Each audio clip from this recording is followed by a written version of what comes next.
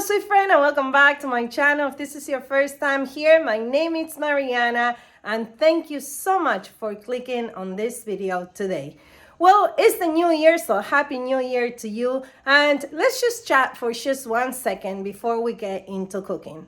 There's a lot of people that are doing the New Year's resolution. I don't know about you, but they don't last long. I have like a resolution day, I quit. So therefore, it's been a very long time. And as a matter of fact, I probably did them a long time ago, failed, and never resumed that activity, those resolutions again.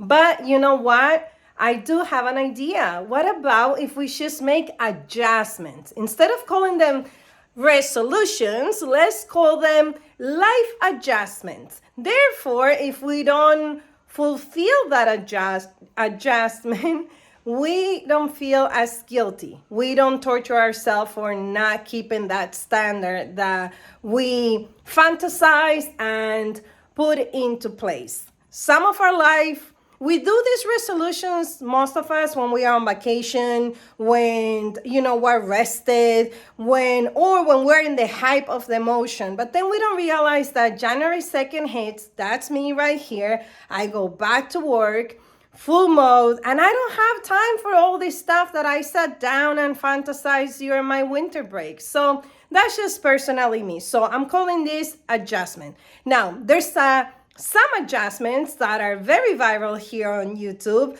One is the no spend January challenge. Don't think I can do that, although you could tweak it. So I'm gonna try to make an adjustment and do something similar. So make sure you subscribe and tag along with me as I'll adjust the way I shop and the way I spend my money during the month of January. The second adjustment is the three rivers challenge, which is a cook out of your pantry month. So that's what I'm gonna adjust and try to do. I'm gonna try to not to order out every Friday and to adjust and try to join this adjustment pantry challenge. And I hope you get the idea, and I hope I didn't bore you. So without further ado, I have to make an adjustment, and you know what that is? Cooking. So today we are going to be making 3 meals out of 1 pack of chicken breast that I picked up from Sam's Club for less than $10. Picture that. And guess what? I'm gonna have food for the entire week. So I hope you tag along with me and let's cook together. Thanks for being here. Now let's get started. To get started, we are going to first make sure you wash your chicken, and you're going to put water in the biggest pot you could have, and you're going to put it a boil and add the seasoning that you like. These are the ones that I find that gives the best flavor, the one in the picture, and I will also list the ingredients in the description below. I'm also going to be adding a chicken bouillon as well as black pepper. Then we're going to let this boil until the chicken is tender to the point that you could take it out and shred it. This part is super simple. You could do this the night before and then shred the chicken, put it in the refrigerator, and the next day when you're ready to cook, you could do so. Or you could do all the 3 meals on the same day. Totally up to you depending on your time. Around here, I'm always thinking of practicality. This tool I purchased at the Dollar Tree. You can find it where the kitchen utensils are. It is very handy for you to take apart and shred your chicken as well as when you're doing ground beef. So 100% I recommend it. The reason we took out the chicken and we're doing it here, it's because in this bowl is where it's gonna stay for the remainder of the other meals. On this day, the only meal that I'm making is the soup because it's late at night on a Wednesday. Once you have all your chicken shredded, you want to decide how much soup you want to make for your family. There's only 3 people living in my home, so I'm only planning to do just this 1 pot. What I have in my pantry, because as a reminder, I'm trying to do in January the 3 rivers Pantry challenge. And if you don't know who she is, I'm going to link her channel down below. I love that community. I'm always watching homesteaders and self-sufficient channels, so I'm all into that vibe. So I added the chicken that I felt was enough for my soup. I do like to have a lot of broth in my soup, and also I added the can of peas and carrots. The other thing that I have handy is this pasta right here that I picked up at Aldi. I also have spaghettis and other varieties, but I felt that on this day, this is the one that I wanted to use. I only use half of a package. Then you wait until your noodles are tender and your soup is done. All you gotta do is pack it. You can either freeze it, or you could put it in your refrigerator side and eat it throughout the week, which is what I'm planning to do.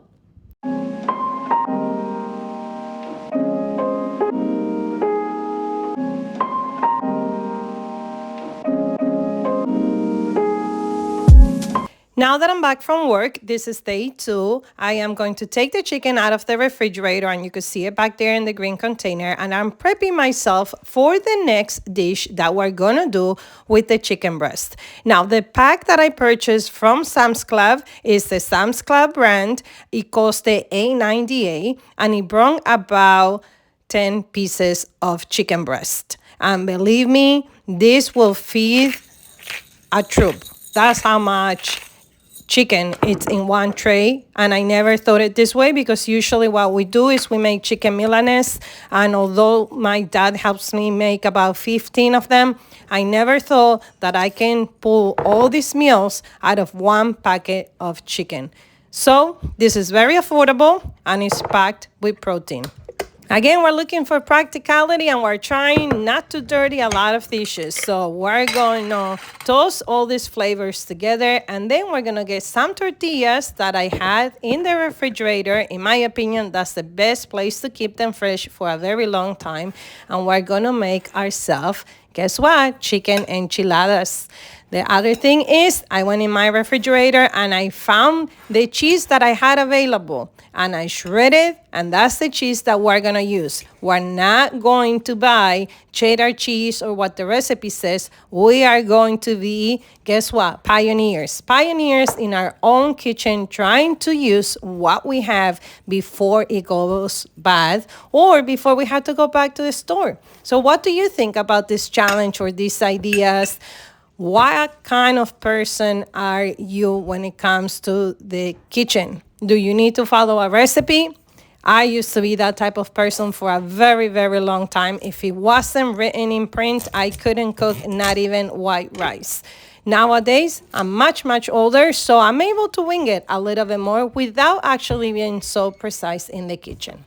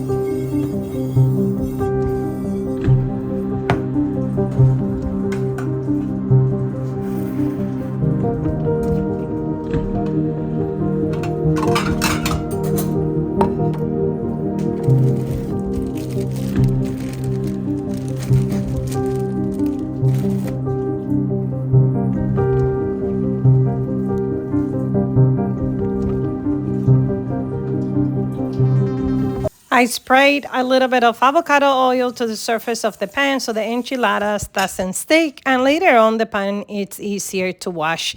After I finish building my enchiladas, I put it in the oven for about 375 degrees. I have an old oven, maybe you don't need it that high.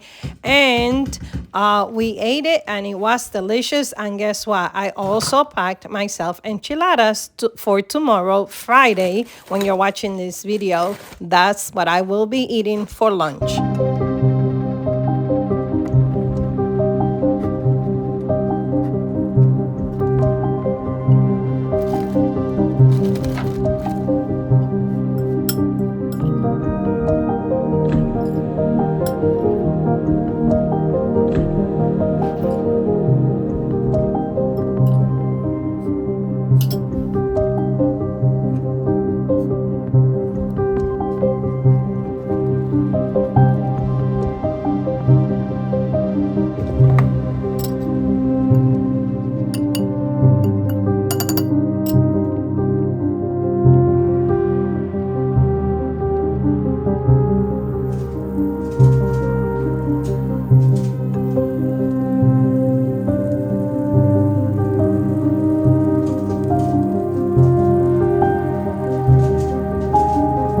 Now we are on to our final meal, and guess what? I still have chicken left over, which, by the way, tomorrow, Friday, I am going to be making arroz con pollo, which means rice with chicken, Spanish style, because, why not?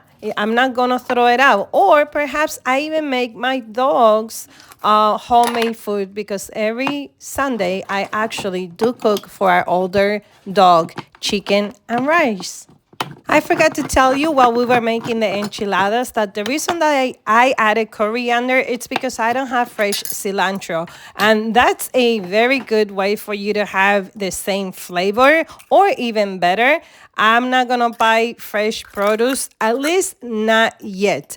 I am not going to go to the supermarket mode, because I remind you, I said we're going to make adjustment. But what I am into is to try to cook as much as I can and be creative and have fun with it, if I can, as much as I can, without stressing myself with the meals. And I hope that makes sense, because we do have to have a little bit of fun. And then if we do need to run to the supermarket, we could just be more mindful.